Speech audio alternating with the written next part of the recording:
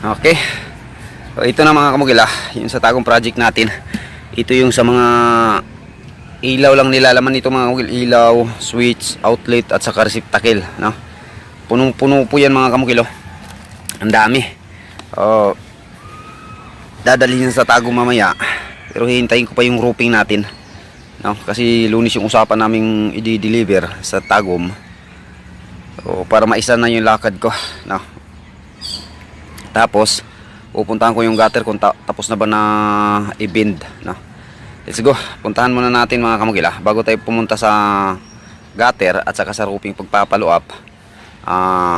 Puntahan muna natin yung isang project natin. Sana lang makakalusot ngayon yung ano, no?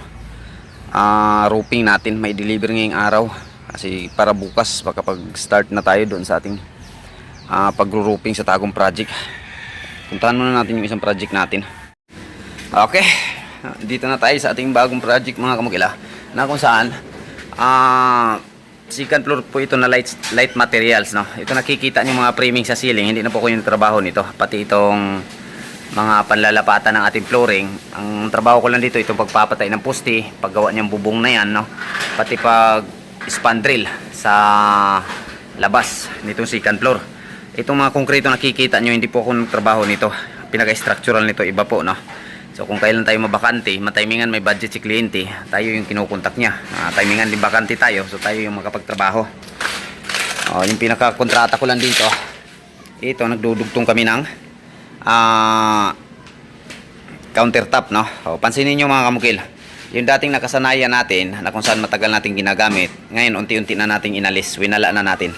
Pansinin niyo yung kaibahan sa hollow blocks na ginagawa nating foundation sa ating mga countertop at sa direktang buhos. Ito yung buhos na ginawa namin, yan yung unang gawa nila nasa nagtrabaho dito. Pero ito tatanggalin to mga kamukil, titibagin namin to para malinis paglagay ng cabinet, no? Tapos ito yung mga materials na ilalagay dito. Meron tayong cooktop, tapos yung ano natin, sink set natin dito siya malalagay, oh. So pati yung abang nila sa sink binago pa natin, no? Kasi sobrang laki. Yun yung ating inaayos dito. Tapos pagkakabit itong pintuan, kung napapansin nyo, nagpi-planer na. Naumpisahan na namin tong i-align ito. So isang tips din, no? Pagka bibili kayo ng pintuan, huwag nyo munang pakukulayan. Pwede nyo pakulayan kapag nakadikit na siya sa hamba, ipapakabit nyo na diretso doon sa pagawaan, may hamba na siyang kasama. So ibig sabihin, pagdating dito, tatanggalin na lang yung pintuan sa mga hinges niya, kakabit yung hamba, at least pagpasok natin, nakasit na siya. Ito kasi i-align pa natin to, eh. May kulay na, hindi maiiwasan talaga mga kamukil, magasgasan to. Mahal yung pintuan na to, estimate ko nito. Hardwood kasi ito mga kamukil, eh. Parang solid door, walang putol. Isang buong tabla to, papunta dito. Ang may putol lang dito, ito. Kita-kita, oh. Ngayon makintab na siya, makinis na. Ang pagtrabaho namin dito maingat, pero talagang hindi ko maipapangako hindi magasgasan to, magkakaroon ng gasgas to. Ito yung disadvantage, no? Pag bibili kayo ng pintuan na gusto nyo nakakulay na, ipapakabit nyo na kaagad, no? Doon sa mismong pagawaan, kasali na hinges, no? Yung mga bisagra nya. Pagdating dito sa bahay, saka namin i-dismantle, isi-sit up namin yung hamba. At least pagbalik namin itong pintuan, screw na lang kaagad. Ito kasi kakat pa namin, eh. Magkakat pa tayo dito sa tagiliran, no? So pagka ganito, huwag nyo munang pakulayan para hindi madubli gastos nyo. Ito sobrang kintab nya na. Pag magasgasan to, hindi naman pwedeng hindi natin i-retouch kasi pangit tingnan pintuan. So dubli gastos. Tips lang po yan, no? At kaibahan mga kamukil sa buhos na countertop versus CHB, yung ginagamit nating foundation. Yan. So ngayon mag-uusap pa kami ni kliyente dito para dito, may ano kasi dito, may papagandahin to balang araw. Kakaroon pa to, minibar kasi to dito. Kakaroon pa yun ng mga lantern light dyan. Tapos mayroong shadow light dito. Ito yung pinaka-purpose nya. Mayroong shadow light dyan sa baba. Tapos may upuan to dito na ipasok dun. Kaya nagkakaroon ng ganyan, no? Tapos sa labas, tingnan natin. So ito na yung pinaka-trabaho natin, no? Yung canopy, no? Tapos na yung canopy. Yung kasunod nyan, pagkakabit ng spandrel sa bandang likuran nitong bubong na to.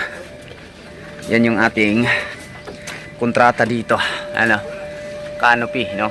So, bali itong canopy na to, hindi ako yung gumagawa. Pero ako lang yung sasiding at saka nagro-roofing dyan sa taas. Yung canopy na yan, no? So, ito yung pinakapurma sa likuran, no? Ito yung ipagpatuloy namin sa pagkabit ng spandrel. Ito na side na to dito. Iba na yung nagtrabaho nito. Yung pinakatrabaho ko lang yung pinakamin, no? Lati. Nakabudget si kliyente, busy tayo. Ganun lang yun, no? Sharing ba? Sharing the blessing, no? Para buhay-buhay lang, kumbaga. Malapit na, no? Ito sa labas, pag mabalo to ng metal cladding, no? Mabuo yung mga moldings talaga. Napakaganda nitong tingnan. Ang kulang lang kasi dito, hindi pa na buo. Pagka mabuo to, maganda to sa harapan pati sa likuran, no? Tapos may mga light, may mga ilaw tayong ilalagay dito. Tingnan lang natin si kliyente kung ano pa yung maidagdag niya sa trabaho. Sa pagka ngayon, itong tiles hindi ko muna ginagalaw, no? Bala ko dito, ipapauna ko tong pagta-tiles kasi ito yung medyo matagal na trabahuin ngayon. Hindi pa nakipag-decide si kliyente. May gusto siyang tiles mahaba o malapad din siguro yung gusto niya. So hindi muna ako magli-layout hanggat hindi ko makikita yung tiles na binibili nila para dito. Paiba-iba pa yung ano ni kliyente. Wala daw kasing stock yung gusto niyang magiging ikakabit natin na tiles dito. So ang gagawin ko na lang, hihintayin ko muna yung na mabili niya na yung tiles na para ano mag layout tayo kagad pag makita na natin yung tiles na ikakabit niya, at least nabili niya na. Pero siyempre kailangan din na hindi masyadong matagal yung pagka ano ng tiles para may target din tayong mahahabol natin to sa kung kailan siya matatapos. So habang mamimili pa sila kliyente ng tiles dito sa countertop na to, ito mo ng pintuan, papakabit ko dalawang pintuan, hardwood po ito mga kamukil. Ang ganda ng pintuan na to, walang anong tawag nito, bandiha ang tawagin, solid, no? Putol. So dito malalagay yung ating doorknob. Dito yung hinges. Madalas pag nagbabawas tayo ng pintuan kung saan ikakabit yung hinges, doon tayo magbabawas, no? Itong senaryo sa pintuan na ito mga kamukil, kung saan ikakabit yung doorknob, doon kami nagbabawas kasi ito solid to. Hindi tayo pwedeng magbawas dito, masisira yung grooving nito pagka plininer na natin. Hindi na magkatugma-tugma yung grooving dito. Dito kami nagbawas ngayon, no? Sundan lang natin yung kwan, guhit, itutuwid lang. Ano mga kamukil, linis, di ba? Malinis, basta mga light material na yung ating gagamitin. Ang ganda, no? Lalo na pag gabi, sisindi na itong mga ilaw, liwanag dito. Tapos yung canopy natin, may ilaw din yan. Sabi sobrang liwanag nito kapag mag-function na to lahat. Ganda to tingnan sa malayo. Ayan, no?